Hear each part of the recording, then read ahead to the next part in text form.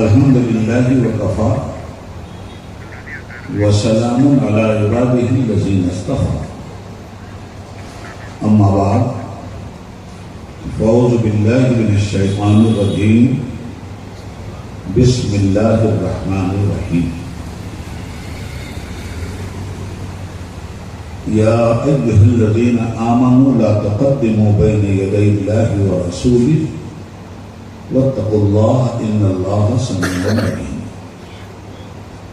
یا ایھا الذین آمنوا لا ترفعوا اصواتکم فوق صوت النبی ولا تجهروا له بالقول كجهر بعضكم ببعض ان تحبط اعمالكم وانتم لا تشعرون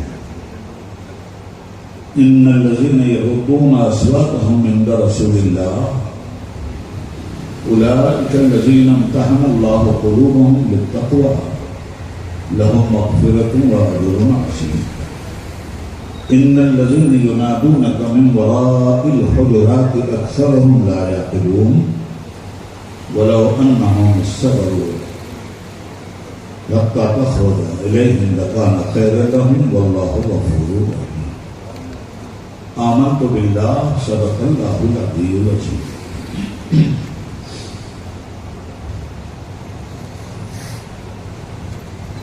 محترم برادران اسلام،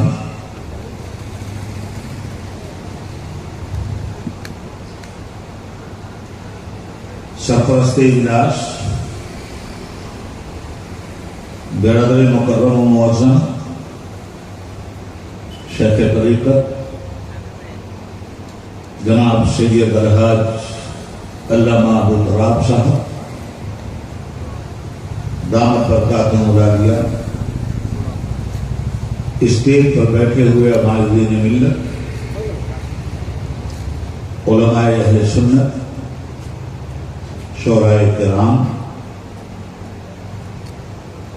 ایک بار ہم سب مل کر بآواز بلند درود پاک کا نغمہ الاپیں اللہم صلی علی سیدنا مولانا محمد المبارک وسلم۔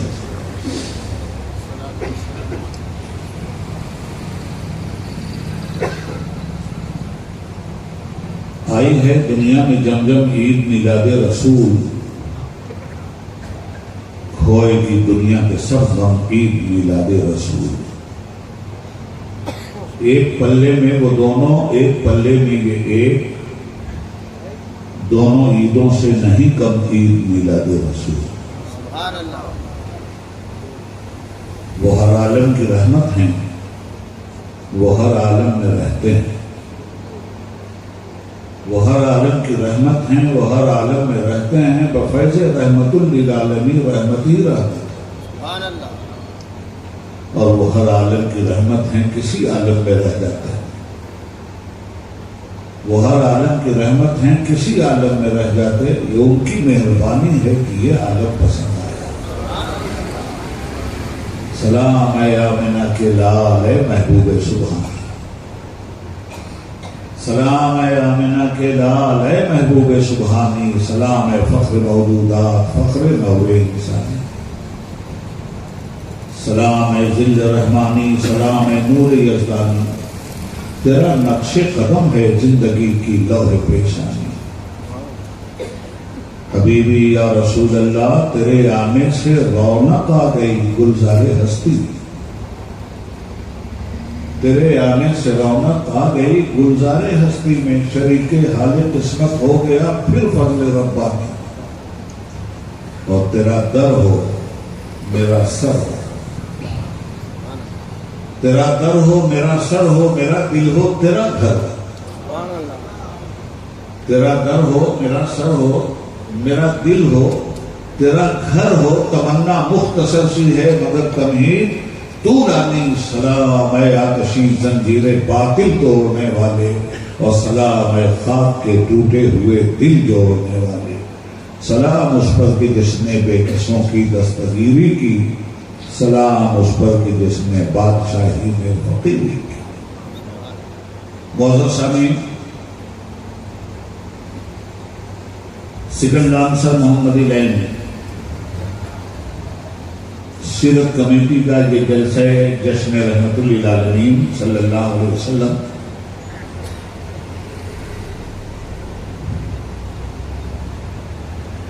نصف صدی کو پار کرتا ہوا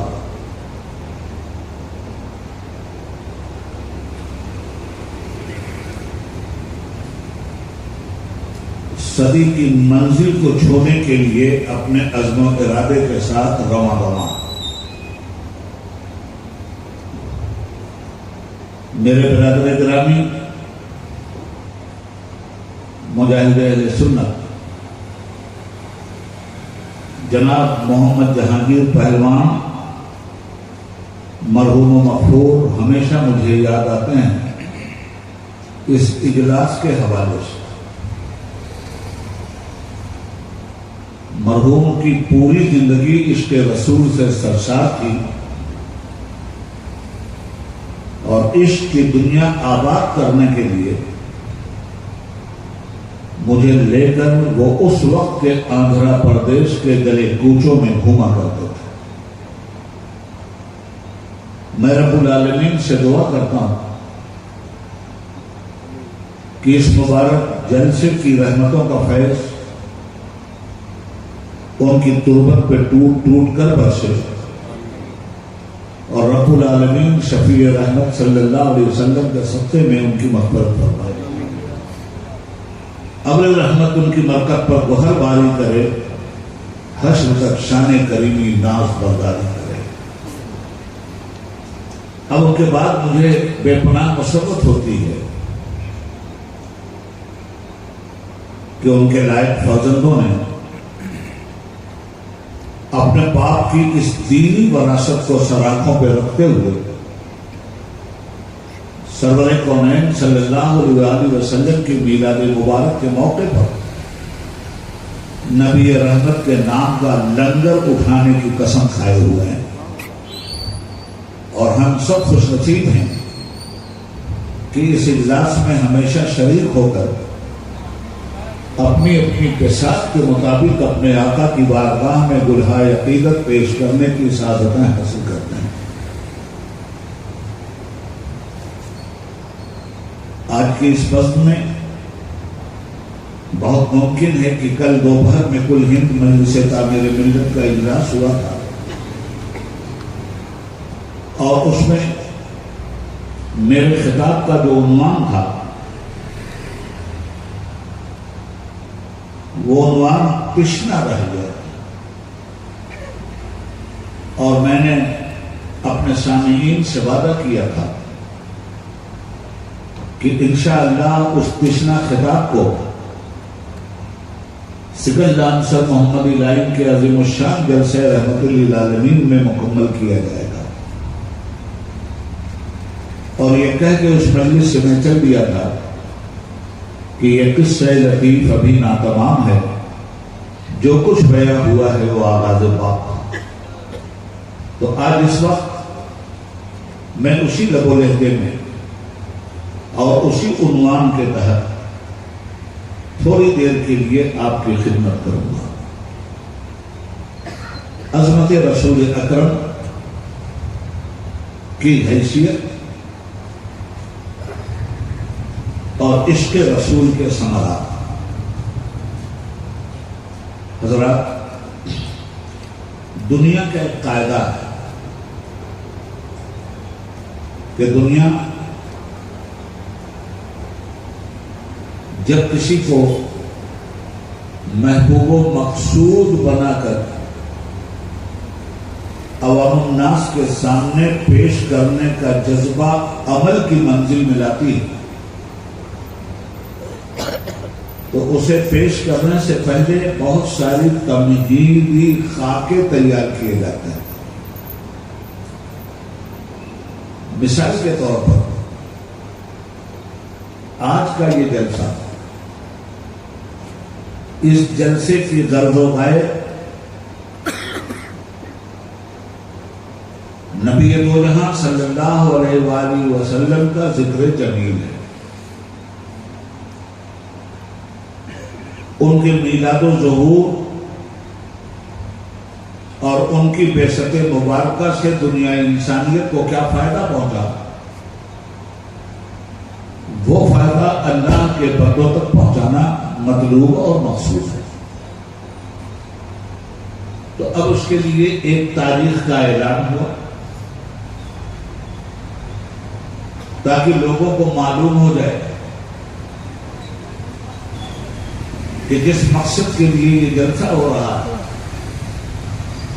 اس کی تاریخ متعین ہو چکی. 9 ربیع الاول سیکنڈ لانسر محمدی لینڈ کے جلسہ رحمت للعالمین کی تاریخ متعین ہو جانے کے بعد اب ساکنان حیدرآباد کو اس تاریخ کی آمد کا انتظار ہوا. خدا خدا کر کے وہ تاریخ آ گئی تو یہ سڑک جو دکانوں کی آمادگاہ تھی، گاڑیوں کے ریل پیل کی سڑک تھی، شور اور ہنگامے کی سڑک تھی، دیکھتے ہی دیکھتے یہ سڑک ادب و احترام کا شامیانہ کھڑا کرتے ہوئے نظر آئی.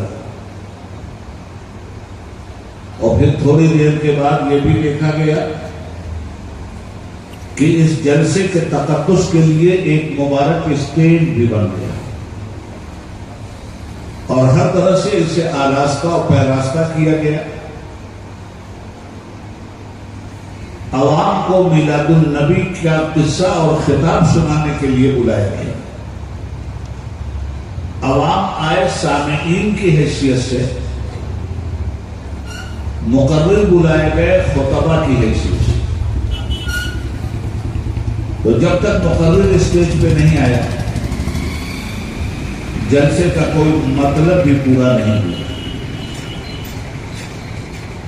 مگر مقرر کو اس وقت بلایا گیا جب جلسے کے اہتمام کا سارا انتظام شام کے ساتھ متعین ہو گیا. مقرر نے آ کر اپنا کام کیا، جلسے کے اختتام کا اعلان ہو گیا. یہ تمہیدی خاکہ میں اس لیے کھینچ رہا ہوں کہ رب العالمین نے بھی اسی طرح سے پہلے اپنے کسی مخصوص مہمان کو دنیا میں بھیجنے کا انتظام فرمایا. پہلے اس نے زمین کا بچھونا بچھایا، پھر آسمان کا لاجوردی شامیانہ بنایا، افلاک میں ستاروں کے قمقمے لگائے، چاند کی چاندنی سے ستاروں کی انجمن کو منور کیا، سورج کی تابانی سے کائنات عالم کی مخلوقات میں زندگی کی رمق دوڑائی، اشجار پیدا کر دیے کہ وہ لہلہائیں، ندیاں پیدا کر دی کہ وہ جوبن دکھلائیں، دریا پیدا کر دیے کہ وہ لالا زاروں کو دنیا میں سیراب کریں، سمندر پیدا کر دیا کہ وہ اپنی سونامی کا منظر پیش کرے. جب چاند کی چاندنی لگا دی گئی، سورج کی روشنی پیدا کر دی گئی، وہ ہوش و طعور پیدا کر دیے گئے، زمین کو رہنے کے معاملے میں اطمینان بخش بنا دیا گیا. ہل رہی تھی تو والجبال اوتادا، اس میں پہاڑوں کے کھوٹے گاڑ دیے گئے. جب ساری تیاری ہو گئی تو اس تیاری کے بعد اسٹیج تیار ہو گیا اور اس اسٹیج کے تیار ہونے کے بعد بھی مخصوص مہمان کو ابھی نہیں بھیجا.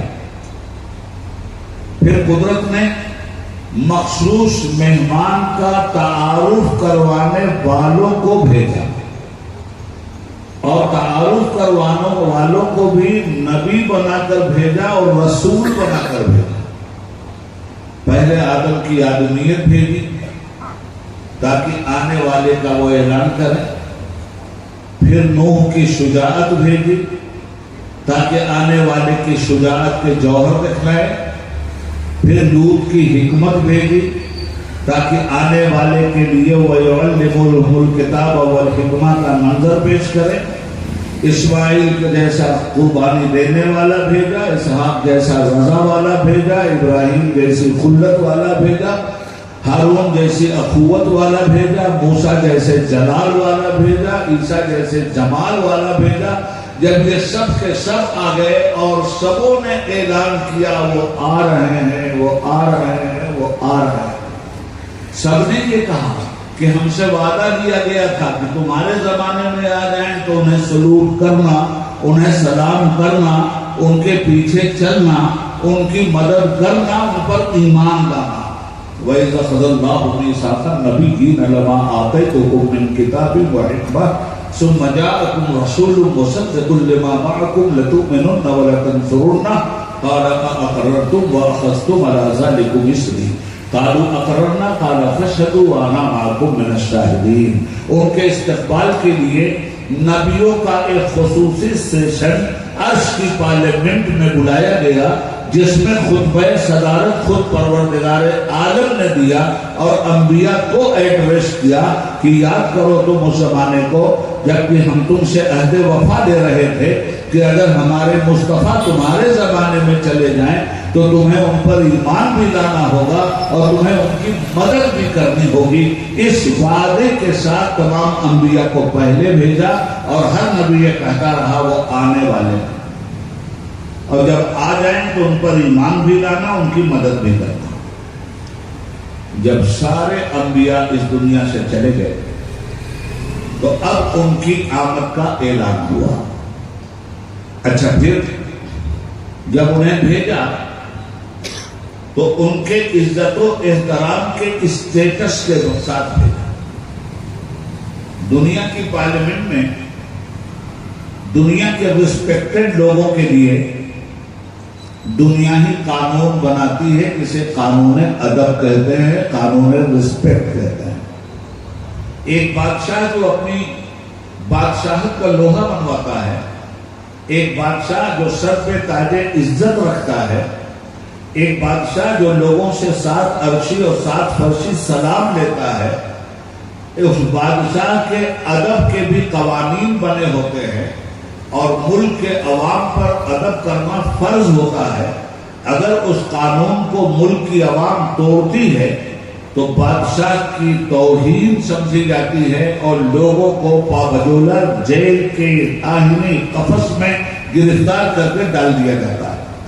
دوسری بات آپ سے کہوں، عزت دار کون ہوتا ہے؟ ججوں کو آپ دیکھ لیجئے اور توہین عدالت کا واقعہ بھی آپ سن لیجئے. ایک جج کی شان میں ذرہ برابر بھی اگر کمی واقع ہوئی تو توہین عدالت کا مقدمہ دائر ہو جاتا ہے اور عدالت توہین عدالت کے جرم میں اس آدمی کو سزا دے دیتی ہے، چاہے بڑے سے بڑا انسان کیوں نہ ہو. عدالت توہین عدالت کے جرم میں پرائم منسٹر کو بھی سزا دے سکتی ہے، منسٹر کو بھی سزا دے سکتی ہے، ایم پی اور ایم ایل اے کو بھی سزا دے سکتی ہے. معلوم یہ ہوا کہ جب کسی کے ادب و احترام کا قانون بنا دیا جائے تو اب اسی قانون کی روشنی میں اس شخصیت کا رسپیکٹ ہوگا، اسی قانون کی روشنی میں وہ شخصیت دیکھی جائے گی. یہ تو دنیا والوں نے اپنے لیے قانون وضع کیا ہے عزت اور احترام کا، مگر جن کا ہم میلاد منا رہے ہیں نا، ان کو جب بھیجا رب العالمین نے تو ان کے ادب اور ان کے احترام کا قانون عرش کی پارلیمنٹ سے بنا کے بھیجا اور اس کی دستوری دفعات کو قرآن کی آیت بنا دیا اور ارشاد فرمایا یا ایھا الذین آمنوا لا تقدموا بین یدی اللہ ورسولہ. اے ایمان والو، اللہ اور اس کے رسول سے آگے مت بڑھو. رسول نماز پڑھیں تب نماز پڑھنا، رسول پہلے قربانی دے لے تب قربانی دینا، رسول پہلے روزہ رکھیں تب روزہ رکھنا، رسول نے قربانی نہیں دی اور تم نے قربانی دے دی تو قانون ادب بولتا ہے لا تقدموا بین یدی اللہ ورسولہ، مت بڑھنا اللہ اور اس کے رسول سے آگے۔ ابھی رسول اللہ نے قربانی اپنے جانور کی نہیں دی ہے اور تم نے اپنے جانور کی قربانی دیا، یہی تمہارا اللہ اور اس کے رسول سے آگے بڑھ جانا ہے، یہی وہ بے ادبی ہے۔ پہلی مرتبہ تو معاف کر دیا جاتا ہے اس لیے کہ تم شناسائے ادب نہیں تھے، مگر اس کے بعد اگر تم نے جان بوجھ کر ایسی غلطی کی تو پھر تمہارے جرم کی وہ سزا تمہیں دی جائے گی جس سزا کا تم تصور بھی نہیں کر سکتے۔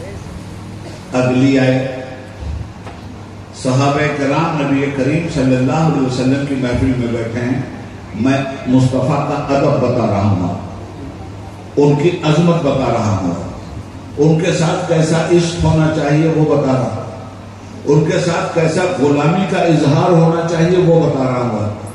صحابہ حضور کے سامنے بیٹھے ہیں، بات چیت چل رہی، تو جب چار آدمی بیٹھ کر بات چیت کرتے ہیں یا مشورہ کرتے ہیں اور ہر آدمی اپنی اپنی رائے دینے لگتا ہے تو ہر آدمی کوشش یہ کرتا ہے کہ میری رائے سب کے اوپر غالب رہے اور میری سمجھداری کا لوہا سب کے سب مان لیں۔ تو باتیں کرتے کرتے لوگ اپنی بات کو منوانے کے لیے دھیمے لہجے کو کرخت لہجے میں تبدیل کر دیتے ہیں اور زور زور سے بآواز بلند بولتے ہیں تاکہ ان کی بات ہر حال میں سن لی جائے۔ صحابہ کرام بھی مشورے کی محفل میں بیٹھے تھے اور انہی کے بیچ آمنہ کا لال بھی بیٹھا ہوا تھا، انہی کے بیچ مہتاب نبوت بھی بیٹھے ہوئے تھے اور شمع رسالت بھی جگمگا رہی تھی۔ حضور بیچ میں صحابہ کے بیٹھے ہیں، مشورے کی محفل چل رہی ہے، مشورہ لوگ دے رہے ہیں تو اتنا زور زور سے لوگ بولنے لگے، اتنا زور زور سے لوگ بولنے لگے کہ اللہ کو ان کا یہ بولنا ناپسند ہوا اور پروردگار نے فوراً عرش کی پارلیمنٹ سے مصطفیٰ کی عزت کا قانون، مصطفیٰ کے ادب کا قانون، مصطفیٰ کی عظمت کا قانون، مصطفیٰ کے عشق کا قانون، مصطفیٰ کے اسٹیٹس کا قانون اتار دیا۔ یا ایھا الذین آمنوا لا ترفعوا اصواتکم فوق صوت النبی، اے ایمان والو ہرگز میرے نبی کی آواز پر اپنی آواز کو بلند مت کرنا۔ حضور کی آواز پہ لوگوں کی آواز بلند ہو رہی تھی۔ اب ذرا دیکھیے پروردگار دنیا اپنے لیے اپنی عزت کا قانون خود اپنی پارلیمنٹ میں بناتی ہے، مگر میرے مصطفیٰ نے اپنی عزت، اپنے ادب، اپنے احترام، اپنے اسٹیٹس کا قانون خود نہیں بنایا تھا، مصطفیٰ کے خدا نے بنا کر قرآن میں نازل کیا۔ یا ایھا الذین آمنوا لا ترفعوا اصواتکم فوق صوت النبی، اے ایمان والو خبردار میرے نبی کی آواز پر اپنی آواز کو بلند مت کرو۔ اور آگے کیا کہتا ہے قرآن، کیسا ادب سکھلاتا ہے، وَلَا تَجْهَرُوا لَهُ بِالْقَوْلِ كَجَهْرِ بَعْضِكُمْ لِبَعْضٍ، اور میرے نبی کے نزدیک رہ کر اس طرح باتیں مت کیا کرو بے تکلفی سے جیسے آپس میں بے تکلف ہو کے بات کرتے ہو۔ آپ دیکھ رہے ہیں نبی کے احترام اور اسٹیٹس کو کون بیان کر رہا ہے؟ یہ قرآن بیان کر رہا ہے۔ میرے نبی کی بارگاہ میں ان کی آواز پر اپنی آواز کو بلند مت کرو اور ان کی بارگاہ میں اس طرح باتیں بے تکلفی سے مت کرو جس طرح آپس میں بے تکلفی سے بات کرتے ہو۔ اگر ایسا تم نے کیا تو ہوگا کیا؟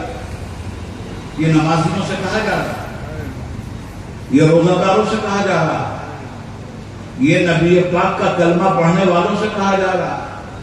حد یہ ہے کہ یہ صحابہ سے کہا جا رہا ہے، نمازی بھی ہیں، روزہ دار بھی ہیں، حاجی بھی ہیں، صاحب زکوٰۃ و انفال بھی ہیں، ساری خیر کے مجسمے ہیں یہ صحابہ، اور انہوں سے جب ذرا سا آواز بلند ہوئی، قرآن ایک قانون لے کر اترا جو قیامت کی صبح تک ہر مسلمان پہ نافذ ہونے والا ہے، مت آواز بلند کرنا میرے نبی کی آواز پر، اور ان کی بارگاہ میں اس طرح باتیں مت کرنا جس طرح آپس میں باتیں بلا تکلف کرتے ہو۔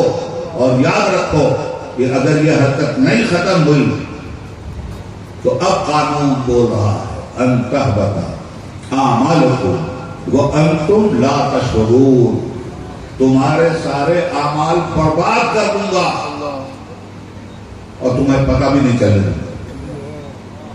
اور ذرا آیت پہ غور کر لیجیے، کیا کتنی سی غلطی ہے؟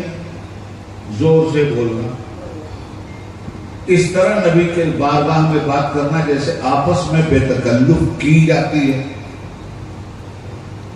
اس حرکت کو قرآن کہتا ہے اب ہوشیار ہو جاؤ، اٹینشن، ساودھان، یہ طریقہ تمہارے اعمال کو برباد کر دینے کے لیے کافی ہے، اس لیے آئندہ احتیاط رکھنا۔ اگر کسی نے اس طریقے کو اپنایا اور میرے نبی کی آواز سے آواز اونچی ہوئی اور میرے نبی کی بارگاہ میں اس طرح آپس میں بات کرنے لگا جس طرح آپس میں بے تکلف ہو کر لوگ بات کرتے ہیں، تو لاکھ نمازی ہو، روزہ دار ہو، ان تحبط اعمالکم وانتم لا تشعرون، نمازیں بھی برباد کر دوں گا، روزے بھی برباد کر دوں گا، اعمال حسنہ بھی برباد کر دوں گا اور تمہیں شعور بھی نہیں ہونے۔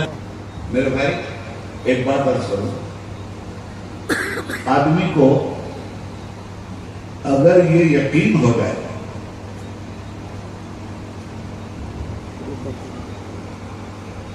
کہ اس کام میں میرا گھاٹا ہے تو کرے گا۔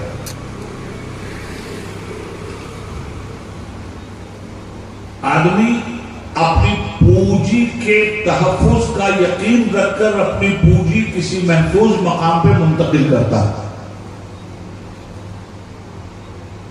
قرآن کہتا ہے اعمال برباد کر دوں گا، یہ نہیں کہتا کہ اعمال حسنہ کرنے نہیں دوں گا، یہ نہیں کہتا کہ ذرا غور کیجیے گا اس بات پر، قرآن یہ نہیں کہتا کہ اگر زور زار سے بولو گے میرے نبی کے سامنے تو تمہیں نمازیں پڑھنے نہیں دوں گا، تمہیں روزہ رکھنے نہیں دوں گا، تمہیں حج کرنے نہیں دوں گا، تمہیں زکوٰۃ دینے نہیں دوں گا، نہیں تمہیں تبلیغ کرنے نہیں دوں گا، نہ، قرآن کہتا ہے سب کرواؤں گا مگر ہر عمل تمہارا برباد کر دوں گا، یعنی تم سے محنت بھی کرواؤں گا اور تمہاری محنت کا کوئی اجر بھی تم کو نہیں دوں گا۔ آدمی کو جب یہ معلوم ہو جائے کہ جو محنت میں کر رہا ہوں اس کا اجر ہی نہیں ملنے والا ہے تو کیا وہ محنت کرنے کے لیے تیار ہوگا؟ اب سمجھے، کہتا ہے قرآن اعمال برباد کر دوں گا، تمہیں پتہ بھی نہیں چلے گا۔ اس کی مثال دے دوں، آپ روز کماتے ہیں تو اپنی پونجی جب گھر میں لے جاتے ہیں تو اسے کسی محفوظ جگہ پہ رکھتے ہیں، جمع کی ہوئی دولت کہاں رکھی جاتی ہے؟ بینک یا گھر کی تجوری؟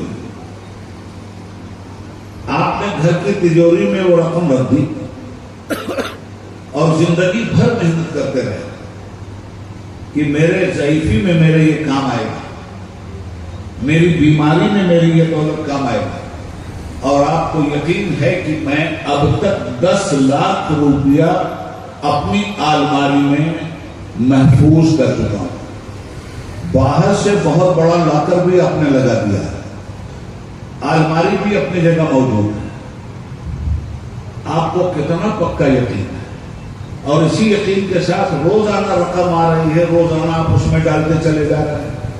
اب جب وقت آیا اس رقم سے فائدہ اٹھانے کا تو آپ نے خوشی خوشی اپنی الماری کھولی اور لاکر کو جب کھول کے تالا الگ رکھا اور الماری میں نظر ڈالی تو آپ کے تو ہوش ہی ہو گئے۔ آپ نے کہا یا اللہ خیر یہ کیا ہوا، میری تو پوری زندگی کی کمائی اس میں دکھلائی نہیں دے رہی، ہوا کیا؟ آپ ادھر ڈالتے رہے، پیچھے سے چوہا آپ کی الماری کاٹتا رہا، آپ کے نوٹ ادھر جاتے رہے اور پیچھے سے وہ سرکاتا رہا، جب کھلی تو معلوم یہ ہوا کہ ساری الماری کا مال غارت ہو گیا۔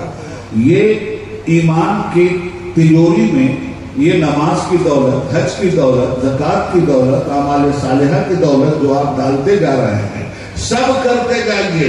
اگر محمد الرسول رسول اللہ کے ادب میں کہیں سے کمی ہوئی تو آپ کی یہ ساری دولت پیچھے سے نکلتی چلی جائے گی، اور جب میدان محشر میں آپ کھڑے ہو کر اپنی دولت کا تالا کھولیں گے تو پتہ چلا کہ آپ کی دولت تو سب حباب منصورہ ہو چکی ہے۔ وجہ کیا ہے؟ وجہ صرف مصطفیٰ کے ادب سے بیزار ہونا ہے، وجہ صرف رسول اللہ کے اسٹیٹس کے معاملے میں با ادب نہ ہونا ہے۔ یہ اسٹیٹس رسول پاک کا قرآن کریم نے بیان کیا، اور یہ اسٹیٹس کن لوگوں میں بیان ہوتا ہے؟ مسلمانوں میں۔ اب چند موٹی موٹی باتیں میں آپ کو بتانا چاہوں گا۔ یہ بات کس سے کہی گئی ہے؟ مسلمانوں سے۔ یہ نہ ابو لہب سے کہی گئی ہے، نہ ابو جہل سے کہی گئی ہے، نہ کفاران مکہ سے کہی گئی ہے۔ یہ مومنین سے بات کہی گئی ہے، یہ مسلمانوں سے بات کہی گئی ہے۔ اب یہ ضمن میں ایک بات اور بتا دوں آپ کو، قرآن کریم میں 3 قسم کے لوگ ہیں جن سے قرآن بات کرتا ہے۔ ایک ہے اہل کتاب۔ اہل کتاب سے مراد کون لوگ ہیں؟ یہود اور نصارہ، عیسائی اور یہودی۔ ان کے چال کو، ان کے چرتر کو، نبیوں کے ساتھ ان کی بے ایمانی کو سب کچھ قرآن نے بیان کر دیا ہے، کھول کے رکھ دیا ہے۔ اسی لیے چلاتے ہیں کہ قرآن سے اتنی آیتیں نکالتے ہیں مسلمان، تب مسلمانوں سے ہم دوستی کا حق بڑھائے تھے۔ ان کا پورا کچا چٹھا قرآن کریم نے کھول کے رکھ دیا ہے۔ ان کو کہتے ہیں اہل کتاب۔ توریت کو ماننے کا دعویٰ کرنے والے، انجیل کو ماننے کا دعویٰ کرنے والے، موسیٰ علیہ السلام کو ماننے کا دعویٰ کرنے والے، عیسیٰ علیہ السلام کو ماننے کا دعویٰ کرنے والے۔ اس قوم سے قرآن نے کہا کہ اپنے نبیوں کی کتابیں پڑھو، تو محمد رسول اللہ پہ ایمان نہیں لا رہے ہو، مگر مسلمان تو ہر اس نبی پہ ایمان لا رہا ہے جو نبی دنیا میں آیا ہے۔ اپنے نبیوں کی کتابیں پڑھ لو، اپنے نبیوں کی زندگی پڑھ لو، آخرت کا انکار مت کرو، نبی کی رسالت کا انکار مت کرو۔ مگر انہوں نے نہ صرف یہ کہ انکار کیا، بلکہ رسول پاک کو قتل کرنے کی ہر ممکنہ کوشش بھی کی۔ ان سے الگ نکلیے۔ اب 2 طرح کے لوگ سامنے آ رہے ہیں۔ ایک طرح کے لوگ ہیں اہل کتاب، ان سے ان کی تاریخ بیان کر دی گئی، ان پر جو عذاب الہی آیا ہے وہ بیان کر دیا گیا، ان پر ایمان نہیں لائیں گے تو پھر عذاب آئے گا وہ بیان کر دیا گیا، انہوں نے اپنے نبیوں کو کیسے قتل کیا وہ بیان کر دیا گیا، انہوں نے موسیٰ علیہ السلام کے ساتھ کیسے دغا بازی کی وہ بیان کر دیا گیا، انہوں نے عیسیٰ علیہ السلام کو سولی پہ چڑھا کر مارنے کی کوشش کی وہ بیان کر دیا گیا۔ یہ سارا بیان قرآن کریم ہے۔ اب اس کے بعد 2 طبقہ اور ہے جن سے الگ الگ قرآن بات کرتا ہے۔ ایک طبقہ ہے عام انسان، وہ چاہے مسلمان ہو یا غیر مسلم۔ تو قرآن ایک طبقہ وہ ہے جو عام انسانوں کا ہے، ان سے بات کرتا ہے۔ تو جب عام انسانوں سے بات کرتا ہے تو کیا کہتا ہے؟ یا ایھا الناس۔ قرآن کیا کہہ رہا ہے؟ یا ایھا الناس، اے لوگو، اے مانوتا، اے پیپلز، اے انسان۔ تو اس میں مسلم غیر مسلم سب ہے۔ تو کتنی مرتبہ قرآن نے انسان کو ایڈریس کیا ڈائریکٹ، جیسے کہتا ہے یا ایھا الناس اعبدوا ربکم، اے لوگوں اپنے رب کی عبادت کرو۔ تو جہاں یا ایھا الناس کہتا ہے وہاں عام انسانوں کو ایڈریس کرتا ہے۔ تو جب عام انسانوں کو ایڈریس کرتا ہے تو ان سے کیا کہتا ہے؟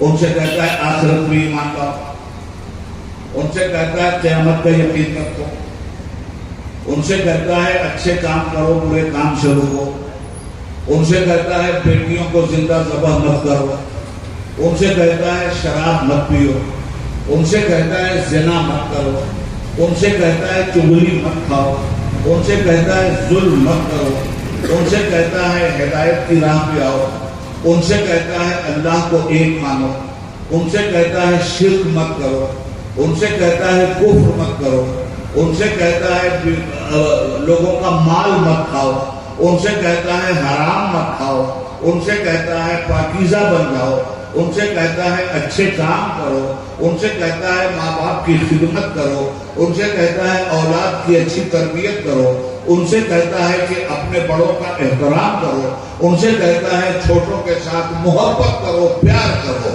یہ عام انسانوں سے قرآن بات کرتا ہے، عام انسانوں سے بات کر رہا ہے قرآن۔ یہ کہ کیا کہہ رہا ہے سن لیجئے غور سے، جتنی باتیں میں نے کہی ہیں یہ باتیں قرآن عام انسانوں سے کہتا ہے۔ تو عام انسانوں سے قرآن نے کتنی بار بات کی؟ 20 بار۔ پورے قرآن میں جہاں جہاں یا ایھا الناس آیا ہے 20 بار آیا ہے، عام انسانوں سے بات کی۔ اور 13 سال تک عام انسانوں سے بات کی۔ مکہ مکرمہ میں جب مسلمانوں سے قرآن بات نہیں کرتا، کفار و مشرکین سے بات کرتا ہے، عام انسانوں سے، اور دھیرے دھیرے لوگ مسلمان ہو رہے ہیں۔ تو جب عام آدمیوں سے قرآن نے بات کی تو کہا یا ایھا الناس، اے انسانوں۔ اور جب مومنین سے بات کی تو قرآن نے کہا یا ایھا الذین آمنوا، اے وہ لوگوں جو مومن ہو، اے وہ لوگوں جو مسلم ہو۔ عام آدمیوں سے کتنی بار بات کی قرآن نے؟ 20 بار۔ اور یا ایھا الذین آمنوا قرآن میں کتنی بار آیا؟ 89 بار، 89 بار، 89 بار قرآن کریم میں آیا ہے یا ایھا الذین آمنوا۔ ایمان والوں کو خطاب کیا 89 بار، ایک کم 90 بار، اور عام انسانوں کو خطاب کیا پورے قرآن نے 20 بار۔ تو عام انسانوں سے خطاب میں اور مومنین سے خطاب میں فرق کیا ہے اسے سمجھیے۔ عام انسانوں سے یہ نہیں کہا جا رہا تھا کہ نبی کا ادب کرو، ابھی تو ایمان ہی نہیں لائے وہ ادب کی بات کیا کی جاتی ہے۔ مکہ کی سرزمین پر ایک بات بھی یا ایھا الذین آمنوا کہہ کے نہیں کی گئی۔ جب مسلمان مدینہ پہنچ گئے تو مدینہ پاک میں اب یہ 89 بار جو یا ایھا الذین آمنوا کہا گیا ہے یہ مدینہ پاک میں کہا گیا ہے، اور یہ کہا گیا کہ اب عام آدمی کی ضرورت نہیں، اے خاص لوگوں، اے نبی پاک کا کلمہ پڑھنے والوں تم سنو۔ اور جب عام آدمیوں سے تو آخرت کی بات کی گئی، اللہ کی وحدانیت کی بات کی گئی، مگر جو لوگ ایمان لے آئے اور مومن ہو گئے اب ان سے وحدانیت کی بات نہیں کی گئی ہے، اب ان سے رسالت کی بات کی گئی ہے، نبی کے ادب کی بات کی گئی ہے، نبی کی تعظیم کی بات کی گئی ہے، نبی کے عشق کی بات کی گئی ہے، نبی کی محبت کی بات کی گئی ہے۔ پڑھیے پورا قرآن کریم، یا ایھا الذین آمنوا لا تقدموا، مدینہ میں اتری ہے آیت، یا ایھا الذین آمنوا لا ترفعوا اصواتکم فوق صوت النبی، مدینے میں اتری ہے آیت۔ اب یہ مومنین کو نبی کا ادب سمجھایا جا رہا ہے۔ کافر کیا نبی کا ادب کرے گا؟ جب تک وہ خدا پہ ایمان نہیں لاتا تب تک نبی کا ادب کرنے کا سوال کیا پیدا ہوتا ہے؟ نبی تو کہہ رہے تھے اللہ ایک ہے، ابو جہل کہہ رہا تھا تم مجنون ہو۔ نبی تو کہہ رہے تھے ایک اللہ کو مانو، کفر مت کرو، شرک مت کرو۔ ابو لہب کو گالیاں دے رہا تھا، نبی پاک پر پتھر برسائے جا رہے تھے، طائف میں نبی کو لہو لہان کیا جا رہا تھا، کس جرم میں نبی کو یہ عام انسان مار رہا تھا؟ نبی کو خدا کی خدائی کا اعلان کر رہے تھے، نبی کو خدا کے لا شریک لہ ہونے کا اعلان کر رہے تھے، نبی کو دنیا کو توحید کی دعوت دے رہے تھے۔ تو دنیا نے توحید کی دعوت میں نبی کا احترام کیا کرنا تھا، نبی کی عزت کیا کرنا تھا؟ بجائے عزت کرنے کے اس کو جرم جانا دنیا نے، اور نبی کو پتھر مارا دنیا نے، نبی کو مجنون کہا دنیا نے، نبی کو شاعر کہا دنیا نے، نبی کو پاگل کہا دنیا نے۔ معاذ اللہ رب العالمین۔ مکہ کی سرزمین پر ادب و احترام کی اسٹیٹس والی آیت نہیں اتری۔ ہاں جب لوگ مسلمان ہو گئے اور مدینے کی دھرتی پر ایک اسلامک اسٹیٹ کا قیام ہو گیا، اب اس کے بعد ان مسلمانوں کو سمجھایا جا رہا ہے دیکھو وہ تو کافر تھے، وہ نبی کا احترام کیا جانے، مگر تم مسلمان ہو تو 89 بار تم سے مخاطب ہو کے قرآن کہتا ہے نبی کے احترام سے کبھی روگردانی مت کرنا۔ نبی ہی نام ہے ایمان کا، نبی ہی نام ہے اسلام کا۔ ایمان بالرسالت کا نام ہے ایمان لانا. نبی پہ ایمان لانے کا مطلب ایمان لانا. صرف خدا پہ ایمان لانے کا مطلب ایمان لانا نہیں ہے. ساری دنیا خدا کو کسی نہ کسی طرح سے مان رہی ہے، مگر خدا کا ماننا عمل اسی وقت واجب الاتباع ہوگا جب محمد الرسول اللہ کی رسالت پر انسان ایمان لے آئے. تو اب رہا قرآن ہمیں اسٹیٹس نبی کا دکھاتا ہے. قرآن کہتا ہے انتہبط اعمالکم وانتم لا تشعرون، تمہارے سارے اعمال برباد کر دوں گا اگر میرے مصطفیٰ کی بارگاہ میں ذرہ برابر بے ادبی ہوئی. اس کے بعد حالت کیا ہوئی مومنین کی؟ ان الذین یغضون اصواتهم عند رسول اللہ. صحابہ کا حال یہ ہو گیا، اتنا ڈر گئے، اتنا کانپ گئے کہ اب حضور کے سامنے کوئی منہ سے بات ہی کرنے کے لیے ڈر رہا. جن لوگوں کی آواز مائک کی طرح ٹناٹن تھی نا، ان لوگوں کو تو سب سے زیادہ پریشانی ہو گئی کہ حضور کی محفل میں بیٹھیں گے تو بولیں گے تو آواز تو بائی نیچر ٹناٹن ہے اور آواز ایسی ہی اونچی نکلے گی. اب تو ہماری بربادی میں کوئی شک نہیں ہے. تو وہ لوگ کیا کرتے تھے معلوم ہے؟ چھوٹی چھوٹی کنکریاں اپنے منہ میں ڈال کر حضور کی مجلس میں بیٹھتے تھے تاکہ جب بولیں تو ہماری آواز پھنس پھنس کر کے نکلے. ایک صحابی انہوں نے تو جا کر کے ستون سے اپنے آپ کو باندھ دیا اور انہوں نے کہا میں تو جہنمی ہو گیا، میں تو جہنمی ہو گیا، میں تو جہنمی ہو گیا. نہ کھانا نہ پینا، اس لیے ان کی آواز بہت تیز تھی. سرکار دو عالم صلی اللہ علیہ وسلم کو معلوم ہوا کہ یہ آ نہیں رہے ہیں تو حضور نے پوچھا کہ فلاں کو نہیں دیکھ رہا. کہا یا رسول اللہ وہ تو رو رہے ہیں اور ایک کمرے میں اپنے کو باندھ دیا ہے کہ میری آواز زور زور سے نکل رہی تھی. یہ انتہبط اعمالکم وانتم لا تشعرون میرے ہی لیے اتری ہے، میں تو جہنمی ہو گیا. میرے سرکار نے مسکرا کے فرمایا جاؤ ان کو لے آؤ اور کہہ دو کہ تم جہنمی نہیں ہو، آؤ. یہ تو لاشعور میں غلطی ہوئی ہے. شعور کے ساتھ غلطی کو غلطی کہتے ہیں، لاشعور کی غلطی کو غلطی نہیں کہتے. مگر جب اپنی غلطی کی معافی مانگی جائے اللہ سے تو اللہ سے یہ کہا جانا چاہیے یا اللہ جو شعور میں غلطیاں ہوئی ہیں ان سے بھی ہم توبہ کرتے ہیں، جو لاشعوری غلطیاں ہم سے ہوئی ہیں ان سے بھی ہم توبہ کرتے ہیں. حضرت ابو بکر کا حال کیا ہو گیا تو بتاؤ، کیسے عاشق تھے یہ لوگ. حضرت ابو بکر اتنے دھیرے دھیرے بولنے لگے. ان سے زیادہ قریب کون، ان سے زیادہ شناسائے رسول کون، مگر اتنا دھیرے دھیرے بولنے لگے، اتنا دھیرے دھیرے کہ حضور مسکرا کے کہتے تھے ابو بکر ذرا اور تیز بولو نا، کیا بول رہے ہو. اتنا گھبرا گئے تھے.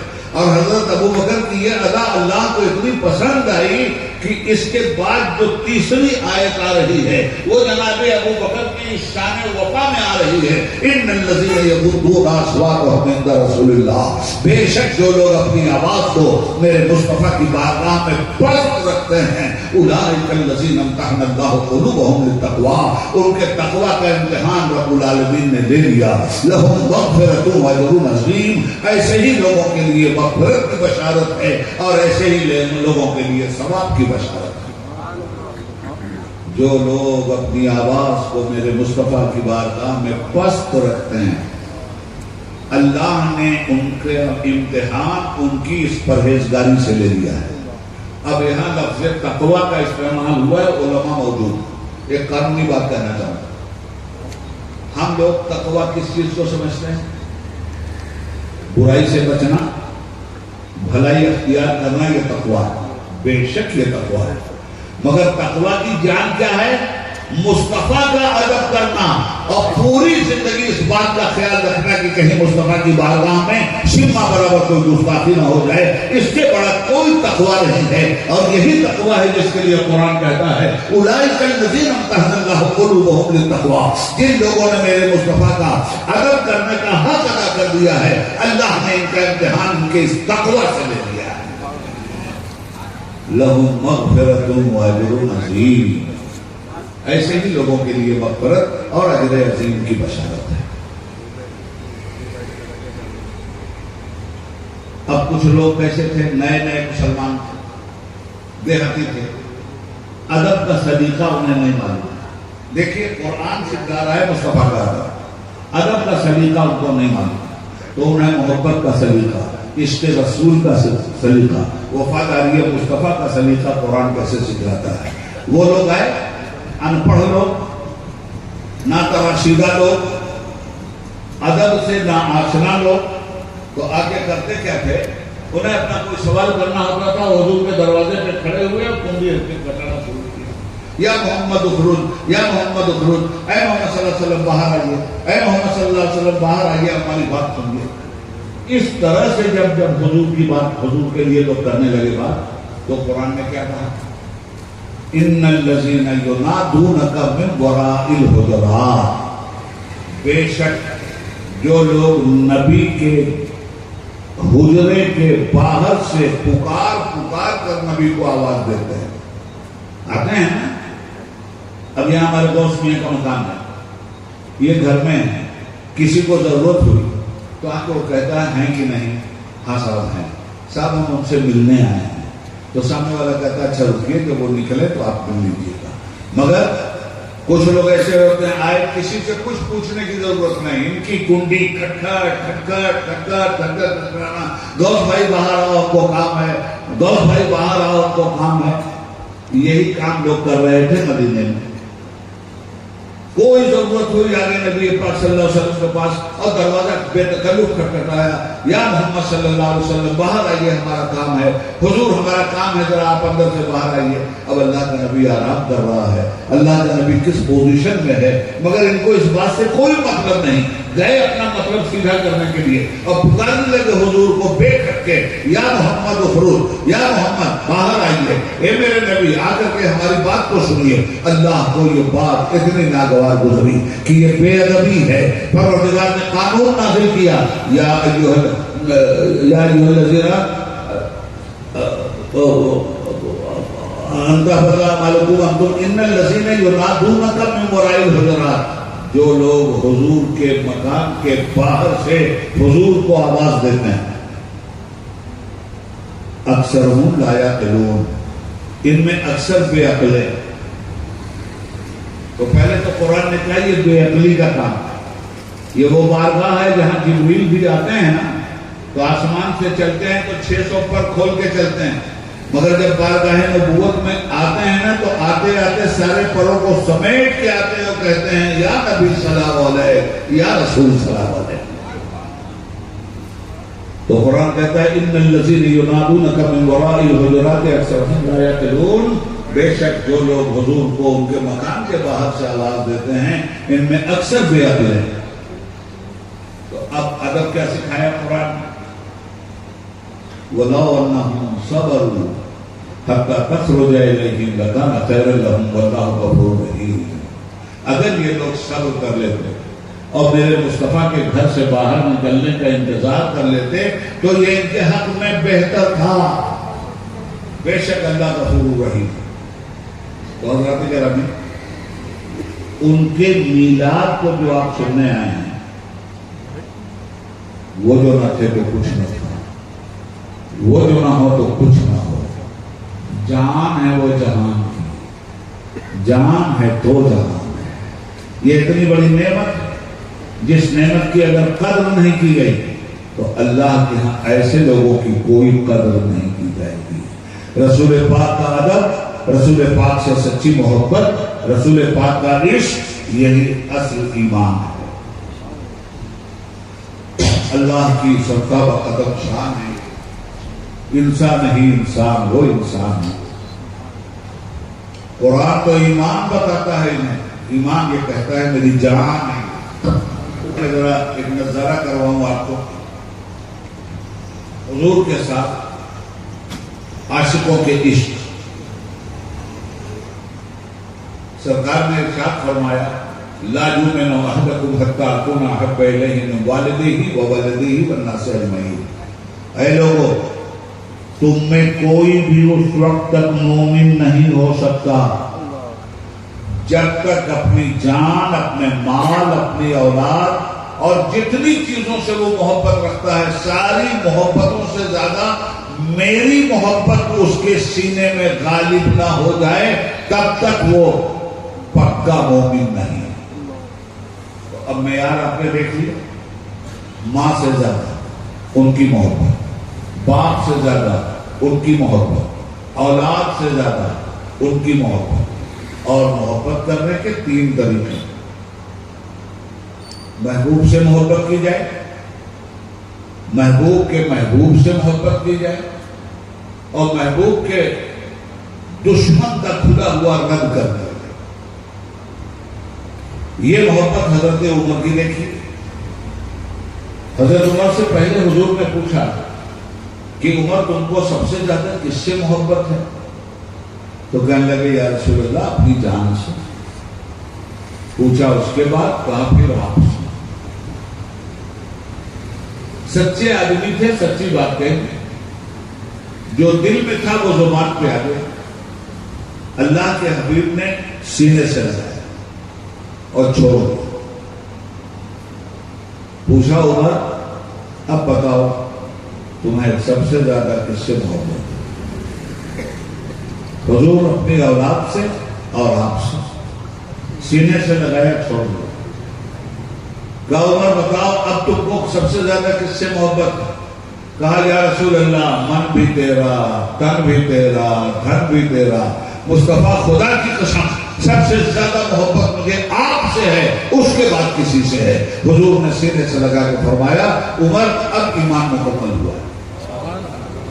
اب اس حدیث کی روشنی میں ہم لوگ اپنے ایمان کو تول لیں کہ ہم کہاں کھڑے ہیں۔ حضرت عمر کی محبت کا پھر عالم کیا تھا؟ ان کی محبت کا عالم یہ تھا حضور سے کہ میدان بدر میں 14 مسلمان شہید ہوئے، 313 مسلمانوں میں 14 مسلمان نبی کے نام پہ قربان ہو گئے، اور یہ کہہ کے قربان ہوئے تھے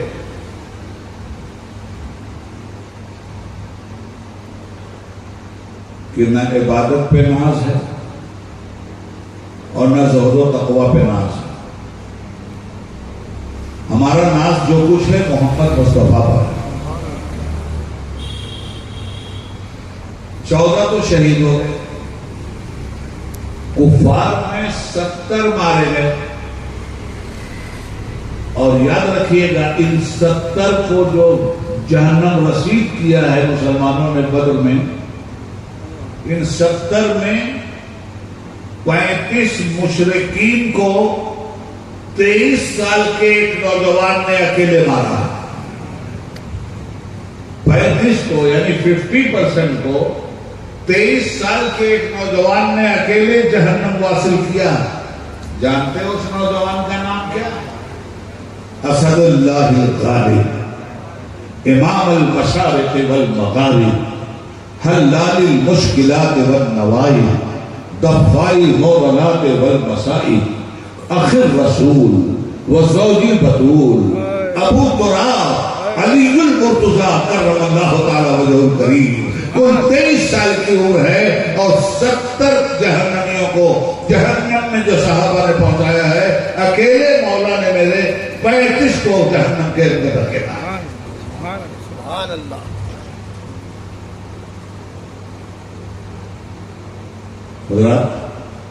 اب 70 تو مارے گئے اور 70 کو گرفتار کر کے مدینہ لائے۔ یہ 70 جب مدینہ گرفتار کر کے لائے گئے تو اب صحابہ میں حضور نے مشورہ کیا کہ ان کے ساتھ کیا کیا جائے۔ وہ زمانہ ایسا تھا کہ جب کوئی گرفتار کر لیا جاتا تھا، غلام بنا لیا جاتا تھا، اس کی جان مال کا آدمی مالک ہو جاتا تھا۔ غلام کو قتل کر دے تو کوئی مقدمہ اس پر نہیں بنتا تھا۔ اب یہ سب تو غلام تھے۔ 70 قیدی کہاں کے رہنے والے؟ مکہ کے۔ حضرت ابو بکر کہاں کے رہنے والے؟ مکہ کے۔ حضرت عمر کہاں کے رہنے والے؟ مکہ کے۔ حضرت عبیدہ ابن الجراح کہاں کے رہنے والے؟ مکہ کے۔ اور گرفتار کون لوگ؟ انہی لوگوں کے رشتے دار۔ تو حضور نے پوچھا ان کے ساتھ کیا کیا جائے؟ ذرا دیکھو مصطفیٰ کی محبت کیا ہے صحابہ کے دل میں، ذرا دیکھو رسول اللہ کے ساتھ وابستگی ہے صحابہ کی۔ حضور نے پوچھا کیا کیا جائے ان کے ساتھ؟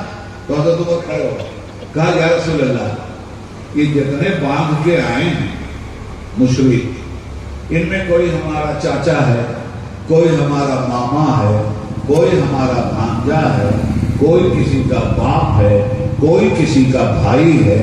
یا رسول اللہ جو جس مسلمان کا سب سے زیادہ قریبی رشتہ دار ہو وہ اسی مسلمان کے حوالے کر دیا جائے کہ اس قریبی رشتہ دار کی گردن محمد مصطفیٰ کے عشق میں وہ بات۔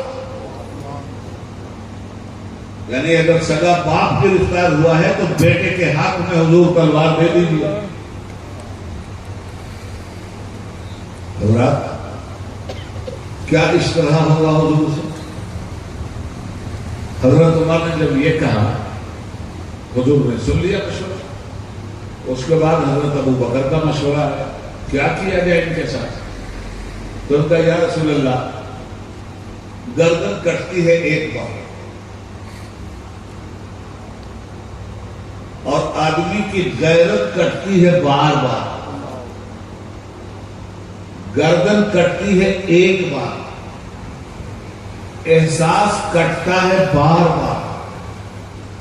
گردن مرتی ہے ایک بار، احساس مرتا ہے بار بار۔ حضور یہ غیرت والے لوگ ہیں، ان پہ جرمانہ ٹھوکیے۔ یہ جرمانہ اپنی غیرت کے خلاف سمجھتے ہیں، انہیں جرمانہ بھی دینا پڑے گا۔ اور مکہ جا کر جب یہ سوچیں گے کہ ہم جرمانہ دے کے آئے ہیں تب یہ مریں گے۔ یہ ایک بار نہیں مریں گے، بار بار مریں گے، اس لیے کہ سب سے بڑی موت احساس کی موت ہوتی ہے۔ اور آج کے دور میں یہ موت سمجھا دوں آپ کو، مسٹر ایڈز وانی، نام بھول گئے جانتے ہو، لال کرشن ایڈز وانی۔ یہ پورے ہندوستان میں جو نفرت پھیلی ہے اس ایک خبیث کی وجہ سے پھیلی۔ اسی کی خباثت کے پیٹ سے سارے خبیث پیدا ہوئے ہیں۔ یہ جو نفرت کا بارود پورے ہندوستان میں بھر دیا ہے، اکیلا آدمی ذمہ دار ہے جس کا نام لال کرشن اڈوانی ہے۔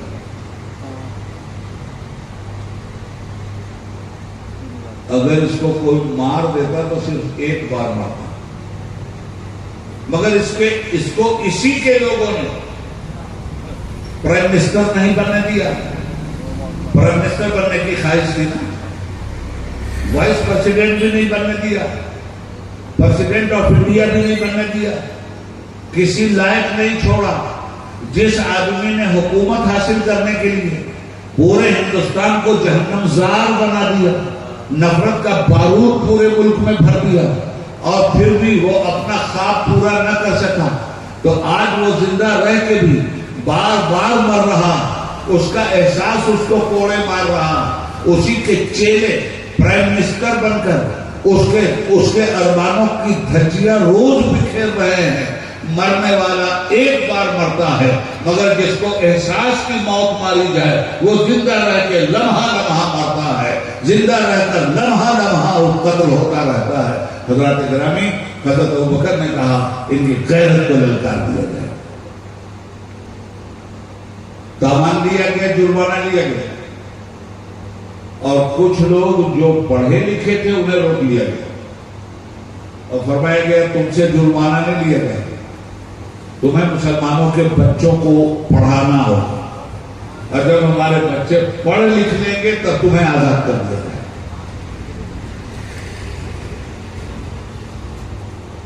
اس کے رسول کا تقاضا کیا ہے؟ ایک دن تھا نا وہ جس دن حضرت عمر تلوار لے کے گئے تھے، حضور کو قتل کرنے گئے تھے نا، جب بارگاہ رسالت میں پہنچے تب کیا ہوا؟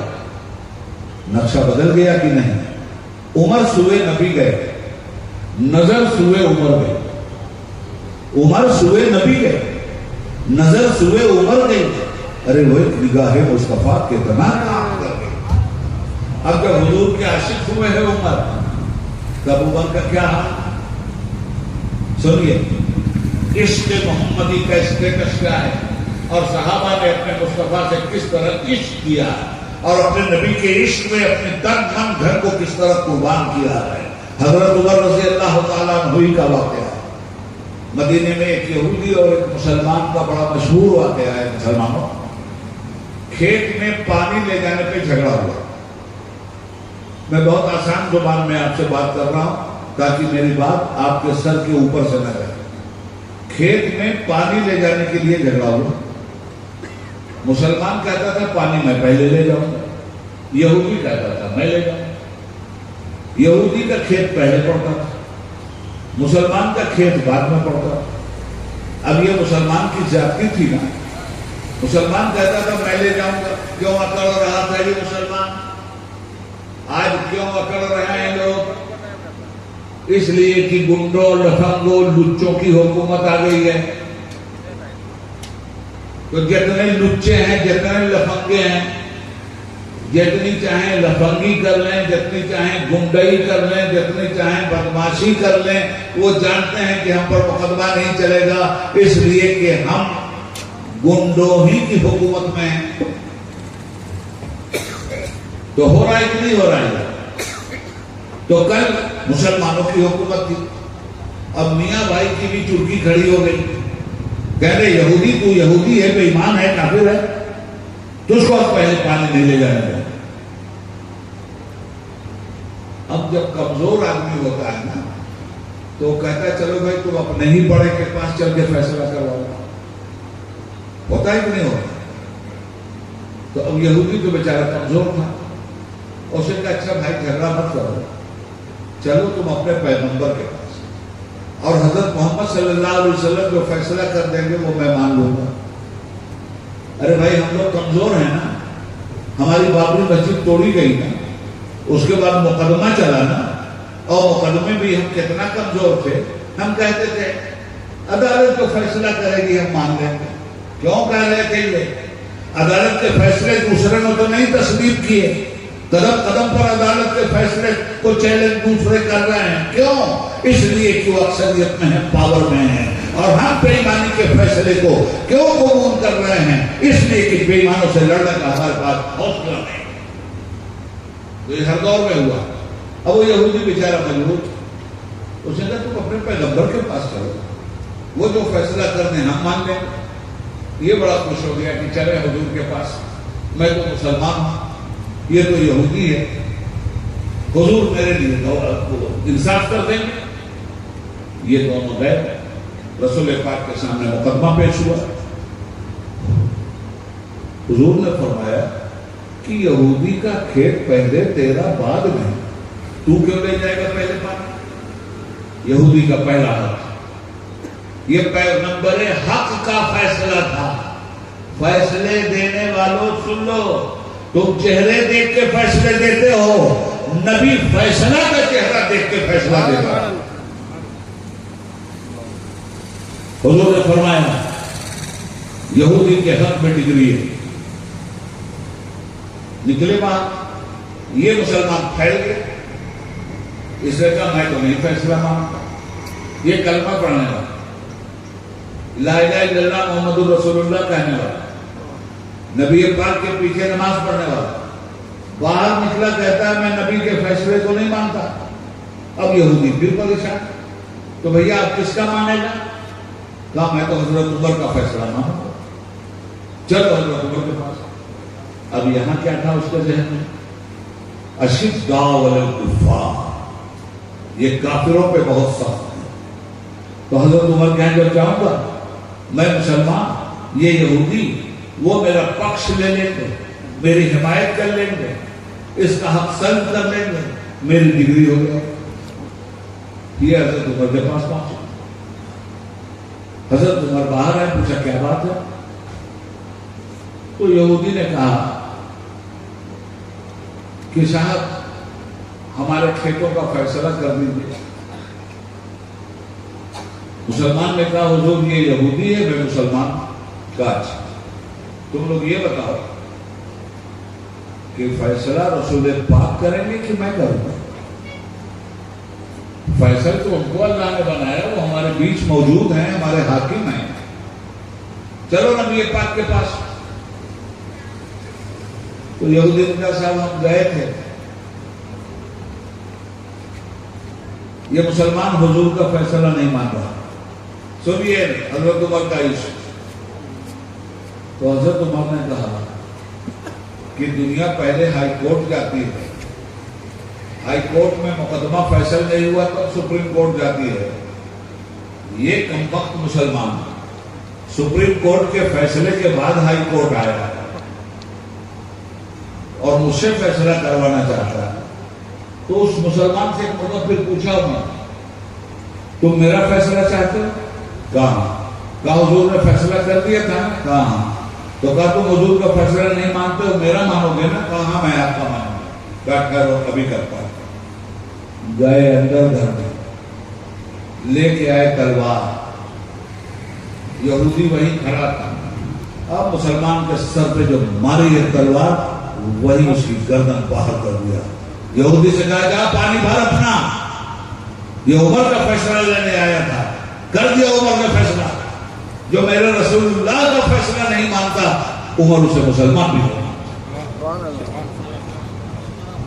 صاحب فیصلہ تو ہو گیا. اب سنیے، صحابہ میں کوہرام مچ گیا اور پورے مدینے میں ایک شور اٹھا کہ عمر نے مسلمان کو قتل کر دیا.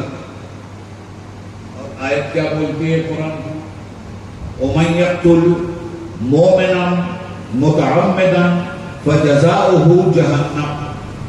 جس نے جان بوجھ کر ایک مومن کو قتل کر دیا، اس کا ٹھکانہ جہنم میں ہے.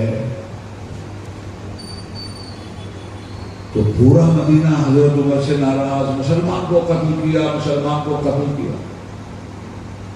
سرکار کی بارگاہ میں طلب کیے گئے. کہا عمر تم نے مسلمان کو قتل کر دیا؟ کہا نہیں یا رسول اللہ، وفادار رسول کو میں کیوں قتل کرنے لگا؟ اس کو تو میں سراخوں پہ رکھتا ہوں، میں نے غدار رسول کو قتل کیا ہے. تو پوچھا کہ تمہارے پاس کوئی دلیل بھی ہے اس کو قتل کرنے کی؟ کہا حضور اس نے آپ کا فیصلہ نہیں مانا. کہا میرا فیصلہ نہیں مانا تو تم کو وحی الہی کا تو انتظار کرنا چاہیے، مجھ سے تو پوچھنا چاہیے. قتل کرنے سے پہلے مجھ سے تو پوچھ لینا چاہیے. ارے حضرت جبرائیل اترے اور اترنے کے بعد کہا یا رسول اللہ، اللہ کہتا ہے میرے حبیب آپ سے یہ بعد میں پوچھے گا، میں اس کے فیصلے کو پر اپنا فیصلہ پہلے سناتا ہوں. فَلَا وَرَبِّكَ لَا يُؤْمِنُونَ حَتَّى يُحَكِّمُوكَ فِي مَا شَجَرَ بَيْنَهُمْ ثُمَّ لَا يَجِدُوا فِي أَنفُسِهِمْ حَرَجًا مِّمَّا قَضَيْتَ وَيُسَلِّمُوا تَسْلِيمًا. میرے حبیب تیرے رب کی قسم، اگر لوگ اپنا مقدمہ تیری بارگاہ میں لے کر آئیں اور تو ان کے مقدمے کا فیصلہ کر دے، اور تیرے فیصلہ کرنے کے بعد بھی ان کے دل میں اگر کھوٹ پیدا ہو جائے تو وہ مسلمان نہیں ہے میرے نبی. حضرت عمر کی تائید میں قرآن ہوا.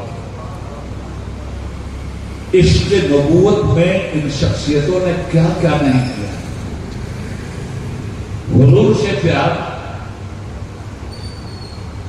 حضرت ابو بکر کا معاملہ یہ تھا کہ جب حضور کی بارگاہ میں بیٹھتے تھے تو صرف حضور کے جمال جہاں آرا کو تکتے رہتے. سرکار دو عالم صلی اللہ علیہ وسلم نے ایک مرتبہ فرمایا مجھے تمہاری دنیا سے 3 چیزیں بہت پسند. پوچھا گیا یا رسول اللہ کیا؟ تو فرمایا ایک چیز تو ہے خوشبو، دوسری چیز ہے نیک عورت،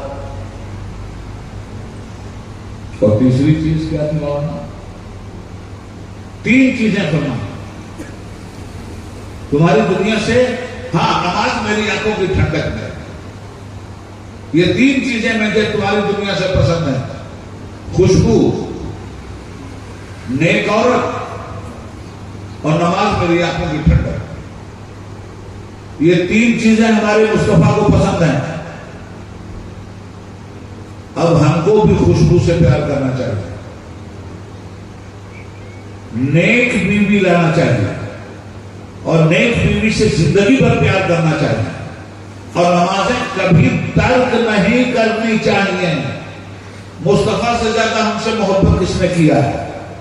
تو ہم سے زیادہ ہم بھی یہ ثابت کریں کہ ہم آقا آپ کے علاوہ کسی سے بھی اتنی محبت نہیں کرتے جتنی محبت آپ سے کرتے ہیں. حضور نے کیا نہیں ہمارے لیے کیا ہے. پتھر کھایا ہے ہمارے لیے, غزوہ احد میں آئے ہیں ہمارے لیے, دندان مبارک ٹوٹے ہیں ہماری حفاظت کے لیے, میدان بدر میں اترے ہیں ہماری حفاظت کے لیے, اونٹ کی اوجڑی نماز کے اندر ان کے اوپر ڈالی جا رہی ہے مگر ہمیں ایمان اور اسلام دینے کے لیے, ہجرت فرمائی ہے ہماری حفاظت کے لیے. جس نبی نے لمحہ لمحہ ہمارے وجود کو ٹھنڈک دیا ہے, اگر ہمارا نبی اپنی آنکھوں کی ٹھنڈک سے چاہتا ہو اور پتہ چل جائے کہ ہمارے نبی کی آنکھوں کی ٹھنڈک کس چیز سے ہے, وہ چیز ہم اپنے نبی کے سامنے پیش کریں گے یا نہیں کریں گے. حضور فرماتے ہیں قرۃ عینی فی الصلاۃ, نماز میری آنکھوں کی ٹھنڈک ہے. اس لیے اے مسلمانوں, جس نبی نے تمہارے وجود کو لمحہ لمحہ ٹھنڈک پہنچایا ہے, میلاد الرسول میلاد النبی میں آئے ہو, جشن رحمت للعالمین میں آئے ہو, وعدہ کر کے یہاں سے جاؤ کہ ایک وقت کی نماز نہیں چھوڑیں گے اور سجدے کر کر کے اپنے مصطفیٰ کی آنکھوں کو ٹھنڈک پہنچائیں. میرے دوستو, قل ان کنتم تحبون اللہ فاتبعونی یحببکم. یہودیوں کو دعویٰ تھا کہ ہمیں اللہ سے محبت. اللہ کہتا ہے کہ اگر تم اللہ سے محبت کے دعوے دار ہو تو میرے رسول کا اتباع کر لو, میں تمہیں محبوب بنا دوں گا اور تمہارے گناہوں کو بھی بخش دوں گا. تو آپ دیکھ رہے ہیں کہ حضور سے کیسے محبت کی ہے ان لوگوں نے, اور یہ دیکھ رہے ہیں کہ حضور کے محبوبوں سے کیسے محبت کی. اب میں بتاتا ہوں, میں نے آپ سے کہا تھا 3 بار کروں گا. محبوب سے محبت, محبوب کے محبوب سے محبت, محبوب کے دشمن کا کھلا ہوا رہا. محبوب سے محبت کی کچھ جھلکیاں میں نے آپ کو دکھلا دی. اب محبوب جن لوگوں کو اپنا محبوب بنا کے رکھتے ہیں ان کے ساتھ امت کا کیا طریقہ ہونا چاہیے. تو اب میں آپ کو بتاتا ہوں حضور کو سب سے زیادہ محبوب کون تھا. ام المومنین سیدہ عائشہ صدیقہ سے پوچھیں گے. ام المومنین فرماتی ہیں, ان سے جب پوچھا گیا کہ یہ بتائیے, اور حضرت مسروق نے ان کے بھانجے نے پوچھا کہ نبی پاک صلی اللہ علیہ وسلم سب سے زیادہ مردوں میں کس سے محبت فرماتے تھے, تو انہوں نے کہا حضرت علی سے. سنیے, محبت کرنے کے 3 طریقے. محبوب سے محبت, محبوب جن لوگوں کو محبوب رکھتا ہے ان سے محبت, اور محبوب سے جو دشمنی کرتے ہیں ان سے کھلی ہوئی جنگ. تو اب محبوب کے ساتھ کیسے لوگوں نے محبت کی. حضرت عائشہ سے پوچھا گیا مردوں میں حضور سب سے زیادہ کس سے محبت کرتے تھے. انہوں نے کہا حضرت علی سے. پوچھا یہ بتائیے کہ عورتوں میں حضور سب سے زیادہ کس سے محبت کرتے تھے. تو فرمایا اپنی بیٹی سیدہ فاطمہ سے. اور پوچھا بچوں میں حضور کس سے سب سے زیادہ محبت کرتے تھے. کہا امام حسن سے اور امام حسین سے. اب یہ محبت تو صحابہ نے دیکھی تھی نا. اب اس محبت کا میں ذرا اندازہ بتاؤں آپ کو. ایک مرتبہ خود سیدہ عائشہ صدیقہ کا بیان ہے. فرماتی ہیں کہ میرے بابا حضرت ابو بکر صدیق رضی اللہ تعالیٰ عنہ میرے گھر میں بیٹھے ہوئے اور حضرت علی بھی آ گئے. اب میں نے دیکھا اپنے باپ کو کہ میری طرف کوئی توجہ ہی نہیں. حضرت علی کے چہرے پہ نظر ڈالے اور حضرت ابو بکر کی آنکھ حضرت علی کے چہرے سے ہٹنے ہی کے لیے تیار نہیں ہے. تو میں نے کہا بابا مجھ سے نہیں رہ گیا. میں نے کہا بابا یہ کیا بات ہے کہ آپ علی کے چہرے کو دیکھنے میں اتنا مست ہو چکے ہیں کہ اپنے وجود کو بھول کے بے خودی کا شکار ہو گئے ہیں. علی کا چہرہ ایک سیکنڈ کے لیے نظر نہیں ہٹ گئی. تو فرمایا بیٹی کیسے علی کے چہرے سے نظر ہٹے گی. میرے آقا نے فرمایا تھا کہ جو قرآن کو دیکھے اس کا بھی ثواب عبادت ہے.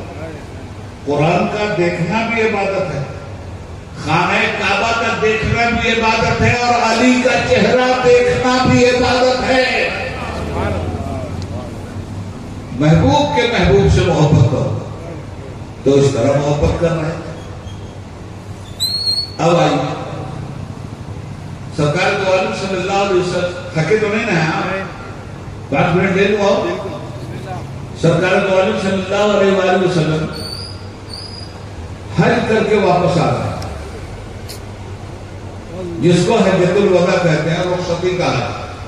اس کے بعد سرکار حج کے لیے نہیں گئے، انتقال فرما گئے. حج کر کے واپس آ رہے، 1.25 لاکھ صحابہ اس وقت حج میں موجود، اور جب وہاں سے چلے راستے میں ایک مقام آیا جس مقام کا نام تھا غدیر. 2 منٹ. اس مقام کا نام تھا غدیر، اور وہ کنواں تھا خم، نام ہے غدیر خم. وہاں جب سب پہنچے تو سرکار نے فرمایا پڑاؤ ڈالو، اور پڑاؤ ڈالنے کے بعد فرمایا کہ جو لوگ آگے چلے گئے ہیں انہیں بلاؤ پیچھے، اور جو پیچھے رہ گئے ہیں انہیں بلاؤ میرے پاس. تو اب تو کچھ پیچھے تھے اور کچھ آگے چلے گئے. روایتوں میں آتا ہے کہ جب دونوں طرف کے لوگ آئے تو تقریباً 40,000 لوگ ایک جگہ اکٹھا ہوئے. بھائی اور تو سب پھیل گئے. اس کے بعد حضور نے اسٹیج لگایا، اور اسٹیج لگانے کے بعد حضور اسٹیج پہ کھڑے ہوئے اور صحابہ کو خطاب کرتا، کہا میرے صحابہ، کیا تمہاری جانوں سے زیادہ میرا حق تم پر نہیں ہے؟ صحابہ نے کہا یا رسول اللہ، بے شک ہماری جانوں سے زیادہ آپ کا حق ہمارے اوپر ہے. اس لیے کہ قرآن بھی تو کہتا ہے النبی اولیٰ بالمؤمنین من انفسہم، نبی تمہاری جانوں سے زیادہ عزیز ہے. تو حضور نے فرمایا کیا میں تمہاری جانوں سے زیادہ عزیز نہیں ہوں؟ اور کیا میرا تمہاری جانوں پہ حق نہیں ہے؟ کہا بالکل یا رسول اللہ. تو اس کے بعد حضرت علی کو نیچے سے اٹھایا، علی منبر پہ آؤ. اور جب منبر پہ آئے تو حضور نے حضرت علی کا ہاتھ پکڑا اور دونوں ہاتھ اس طرح سے پکڑ کے کھڑا کیا حضرت علی کو. ایک ہاتھ حضور کا کے ہاتھ میں حضرت علی کا، ایک ہاتھ حضرت علی کا حضور کے ہاتھ میں، ایک ہاتھ حضور کا حضرت علی کا ہاتھ میں. یہ دونوں ہاتھ جب اکٹھا ہوئے تو سرکار نے کہا علی ہاتھ اوپر اٹھاؤ. اب یہ سارا نظارہ دنیا دیکھ رہی. جب ہاتھ اوپر اٹھا تو حضور نے فرمایا مسلمانوں سنو، من کنت مولا ہو فہذا علی مولا، میں جس کا مولا علی اس کا مولا. فیصلہ کر دیا رسول اللہ نے، میں جس کا والی علی اس کا والی، میں جس کا سرپرست ولی اس کا سرپرست. من کنت مولا ہو فعلی مولا، میں جس کا مولا علی اس کا مولا. جو ہی یہ اعلان ہوا، علی محبوب رسول خدا تھے، جو ہی اعلان ہوا تڑپ کے حضرت عمر نیچے سے بھاگے اور آگے حضرت علی کو پکڑ کے کہا، اور سب سے پہلے مبارکباد حضرت عمر نے حضرت علی کو دیا، علی آج سے تو آپ ہمارے بھی مولا ہو گئے. یہ چند مثالیں ہیں. اب آئیے بچوں میں سب سے زیادہ کس سے محبت کرتے تھے؟ حسنین سے. تو صحابہ کا حال یہ تھا کہ حسنین مدینے میں جب چلتے تھے بچے تھے، حضور کو دیکھا تھا کہ حضور کندھے پہ اٹھا کے چلتے تھے دونوں بچوں کو، تو صحابہ بھی ان دونوں بچوں کو اپنے کندھے پہ اٹھا لیا کرتے تھے. تو لوگ پوچھتے تھے صاحب آپ کیوں اٹھا کے چل رہے ہیں؟ کہا ہم تو اپنے آقا کو اسی طرح سے دیکھے تھے، اسی طرح سے اٹھا کے چل رہے ہیں. کفار سے، رسول کے دشمنوں سے جنگ کی انہوں نے، اور رسول کے چہیتوں کو اپنا چہیتا مانا انہوں نے، اور ان پر فدا ہوئے وہ لوگ، ان کے ساتھ کھڑے ہوئے وہ لوگ. آخری بات کہہ کے بات ختم کرتا ہوں. امام حسن، امام حسین اور حضرت عبداللہ ابن عمر، حضرت عمر کے بیٹے. حضرت عمر کی خلافت کا زمانہ، امیر المومنین نے حکومت ان کی، دبدبا اور جلال آپ جانتے ہیں حضرت عمر. یہ بچے کھیل رہے، امام حسن، امام حسین اور حضرت عمر کے بیٹے. تو اب خلیفہ کا بیٹا ہے نا، کھیلتے کھیلتے بچے ہیں، بچوں کا کیا ہوگا؟ تو خلیفہ کے بیٹے نے امام حسین پہ دھونس جمانے کے لیے کہا حسین بڑی بڑی باتیں مت کرنا، تمہیں معلوم نہیں میں امیر المومنین کا بیٹا ہوں، میں خلیفہ کا بیٹا ہوں، خلیفۃ المسلمین کا. تو حضرت حسین نے کہا معلوم ہے، تیرے باپ کو میرے نانا کی غلامی کے صدقے میں یہ سب کچھ ملا ہے، اوقات پہچان اپنا، جنگ ہو گئی شاہ۔ اب بچے کے دل پہ چوٹ آئی۔ حضرت عبداللہ ابن عمر سیدھے دربار خلافت پر پہنچے روتے ہوئے۔ حضرت عمر نے پوچھا کیا بات ہے بیٹے؟ کہا حضور حسین نے میری سارے بچوں کے بیچ میں توہین کیا اور کہا کہ تیرا باپ تو میرا نانا کا غلام۔ کہا حسین نے اسے کہا کہاں؟ امام حسین کو طلب کیا گیا، آپ بھی آ گئے۔ شیر خدا کے شیر سے پوچھا حضرت عمر کہ کیا آپ نے میرے بیٹے عبداللہ سے کہا ہے کہ عمر کے پاس جو کچھ بھی ہے میرے نانا کی غلامی میں ہے، عمر تو میرے نانا کا غلام ہے؟ امام حسین نے کہا بالکل کہا۔ کہا اچھا، اتنی ہمت کہ میرے سامنے آپ کہہ رہے ہیں کہ بالکل کہا، بالکل کہا؟ تو کہا پھر اگر اتنی ہمت ہے تو کاغذ قلم منگایا، کاغذ لکھ کے بھی دے دوں۔ آپ نے لکھا کہ میں تصدیق کرتا ہوں کہ عمر میرے نانا کا غلام ہے اور عمر کو جو کچھ ملا ہے میرے نانا کے وسیلے سے ملا ہے۔ تاریخ بتاتی ہے کہ حضرت عمر نے جب یہ دستاویز پائی اور اس پر امام حسین کا سگنیچر، امام حسین کو چوم کر رقص کر گئے حضرت عمر اور کہنے لگے میدان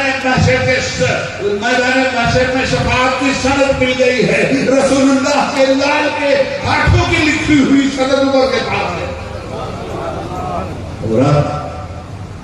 یہ وہ لوگ تھے۔ بس آخری بات یہ کہ میلاد النبی منانے کا صحیح مطلب یہ ہے کہ نبی پاک آئے، اللہ کا احسان آیا، نبی پاک نے ہم لوگوں کو گمراہی سے نکالا، نبی پاک کا احسان ہے ہمارے اوپر۔ اب میلاد النبی منانے کا جو اصل مطلب ہے وہ یہ ہے کہ ما آتاکم الرسول فخذوہ وما نہاکم عنہ فانتہوا، جو کچھ رسول نے آپ کو دیا ہے آپ اسے لے لیجئے، اور جس سے رسول نے آپ کو روکا ہے آپ اس سے رک جائیے۔ اگر آپ ایسا کرتے ہیں تو صرف ایک دن میلاد النبی نہیں مناتے، جب برائیاں چھوڑتے ہیں تب تک میلاد النبی مناتے ہیں، جب تلاوت قرآن کرتے ہیں تب تک میلاد النبی مناتے ہیں، جب محفلیں کرتے ہیں تب تک میلاد النبی مناتے ہیں، جب درود و سلام پڑھتے ہیں تب تک میلاد النبی مناتے ہیں۔ تو ایک روز اگر میلاد النبی منایا تو کیا بنایا؟ نبی کے صدقے میں تو ہمیں ساری نیکیاں ملی ہیں، نبی کے صدقے میں تو جہنم سے ہم کو آزادی ملی ہے، اس لیے جنت کی طلب کیجیے اور جہنم سے بچنے کے لیے مصطفیٰ کی سنتوں پہ عمل کیجیے۔ ہو یہ پھول تو بلبل کا ترنم بھی نہ ہو، چمن چہر میں کلیوں کا تبسم بھی نہ ہو، یہ نہ ساتھی ہو تو پھر میں بھی نہ ہو، خود بھی نہ ہو، بس میں توحید بھی دنیا میں نہ ہو تم بھی نہ ہو۔ خیمہ افلاق کا استادہ اسی نام سے ہے، قوت عشق سے پس کو بالا کر دے، دہر میں اسم محمد سے اجالا کر دے، کی محمد سے وفا تو نے تو ہم دے رہے ہیں، یہ جہاں چیز ہے کیا لہو قلم دے رہے ہیں۔ عید میلاد النبی زندہ باد، اسلام جیسا مذہب مہذب پائندہ باد، خوب کی شہر چمن پھول چنے شاد رہے، باغ باغ جانا ہوں گلشن تیرا آباد رہے۔ آپ سے وعدے کے مطابق ندی